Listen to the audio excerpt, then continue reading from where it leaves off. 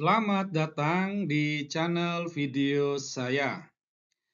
Beberapa akhir ini di media sosial, khususnya di YouTube, itu banyak umat Islam tampil membela kitab sucinya atas tudingan penjiplakan, ya. Jadi penjiplakan itu baik terhadap dari Bible ataupun dari kitab lain, ya. Muncul nama-nama misalnya seperti Kohdonditan atau Rabbanians ID atau masih banyak contoh ustadz-ustadz lainnya, ya, di mana intinya mereka berupaya membela kitab sucinya. Nah, di sana mereka mau mengatakan Al-Quran itu tidak menjiplak, ya, tetapi ya apa yang mereka utarakan sama sekali tidak menjawab tuduhan. Oleh karena itulah pada kesempatan kali ini saya mau mengajak Anda untuk memahami ya kenapa Islam sulit mengakui adanya penjiplakan dalam Al-Quran.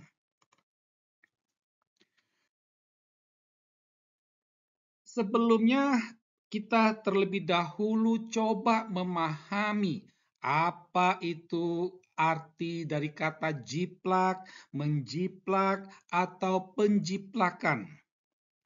Saya berangkat dari apa yang tertulis dalam Wikipedia ataupun juga kamus besar online tentang kata plagiarisme, ya, atau penjiplakan.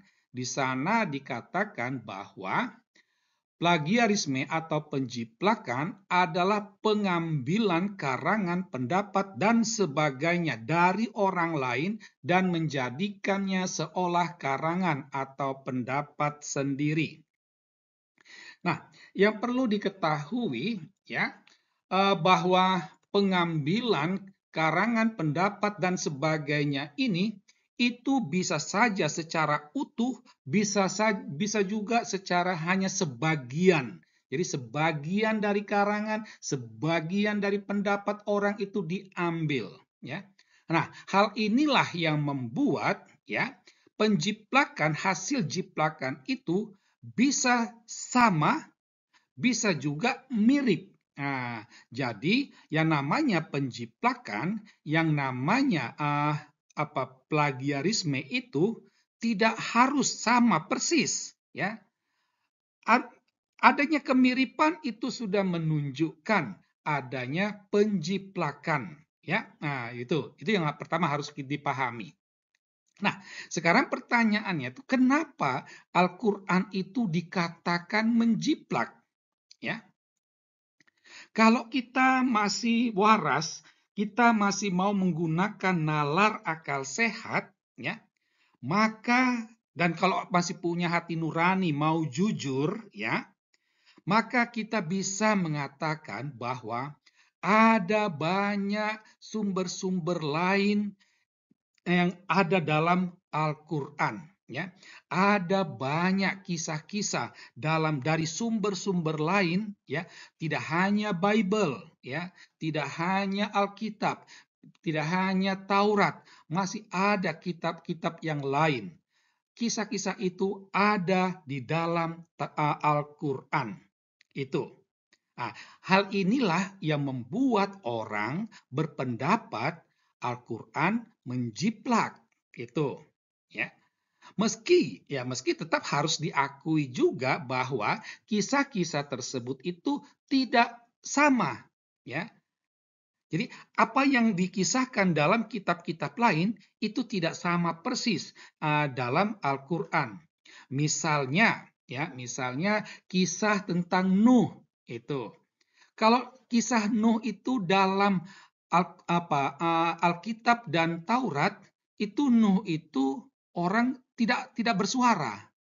Tetapi dalam Al-Quran dia bersuara, ya, itu. Atau kisah Adam dan Hawa, ya, itu tidak sama baik yang di Al-Quran antara yang di Al-Qur'an dengan yang ada di Taurat dan Alkitab. Ya. Kisah tentang kematian Yesus juga itu tidak sama. Kelahiran Yesus juga tidak sama. Itu. Tetapi ada kemiripan. Model seperti itu, ya. Nah, berangkat dari sinilah orang akhirnya menuduh, ya, mengatakan Al-Quran menjiplak. Nah, terhadap tuduhan itu, jawaban Islam itu kurang lebih sama. Jadi baik Ustadz yang satu ini maupun yang lainnya juga sama saja jawaban mereka, ya. Mereka selalu mengatakan bahwa apa yang dikatakan itu merupakan daur ulang pendapat kaum orientalis, atau ini merupakan pendengki, tuduhan para pendengki Islam yang mau menistakan Al-Quran, atau ada juga yang mengatakan ini merupakan upaya pemurtatan kaum Islam, ya. Tetapi mereka sama sekali tidak pernah menjawab, ya, secara nalar akal sehat tuduhan. Kenapa ada kemiripan itu? Dari mana dasarnya? Itu sama sekali tidak terjawab. Mereka sama sekali tidak menjawab. Mereka hanya sibuk dengan tudingan-tudingan kaum orientalis lah. Jadi ini mirip seperti ketika ada aksi teroris atau aksi radikalisme, umat Islam mengatakan itu kaum Wahabi, ya. Selalu mencari kambing hitam, ya. Seandainya pun dikatakan daur ulang ini terjadi karena apa? Karena jawaban Islam sama sekali tidak menjawab itu, ya. Sehingga itu akhirnya terus muncul karena orang ingin mendapatkan jawaban yang betul-betul masuk akal, ya. Pemurtatan, dikatakan bahwa kaum orientalis ini mau memurtadkan kaum Islam. Apakah benar kaum orientalis ini mau memurtadkan Islam? Mereka orang-orang yang akademis. Jadi mereka ingin mendapatkan kepuasan intelektual dengan jawaban-jawaban, tapi itu sama sekali tidak ditemukan. Ya. Soal apakah umat Islam mau murtad atau tidak, itu bukan urusan kaum orientalis, ya. Model seperti itu. Jadi ini apa yang dijawab oleh umat Islam atas tuduhan itu sama sekali bukanlah jawaban. Nah, berangkat dari situ kita akhirnya bertanya, ya, kenapa umat Islam ini sulit mengakui adanya penjiplakan dalam Al-Quran itu? Dalam permenungan kami, ya, dapat dikatakan akar dari kesulitan ini itu adalah keyakinan Islam itu sendiri, ya.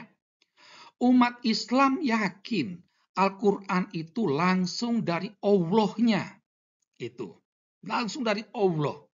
Dan umat Islam yakin bahwa Allah-nya itu maha mengetahui, maha sempurna. Jadi tidak mungkinlah Allah ini mengutip dari sumber Alkitab, dari sumber Taurat, dari sumber kitab-kitab lain. Tidak mungkin. Itu kan tidak masuk akal. Itu logika Islam, keyakinan Islam, ya. Tetapi mereka sama sekali tidak bisa memberi jawaban, benarkah Al-Quran itu langsung dari Allah, ya? Dari mana dasarnya?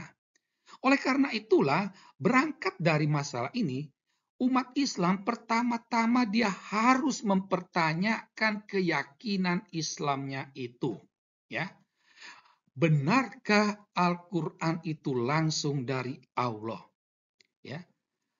Kalau kami pribadi, ya, seperti umat orang kafir zaman Muhammad dulu, mereka sudah langsung mengatakan Al-Quran itu bukan dari Allah, ya. Bagi mereka, Al-Quran itu tak jauh dari rekayasa Muhammad. Ini sudah muncul sejak zaman Muhammad di Mekah. Oleh karena itulah, bagi umat Islam, pertama-tama harus berani jujur dalam refleksinya itu, dan gunakanlah nalar akal sehatmu. Sekian dan terima kasih.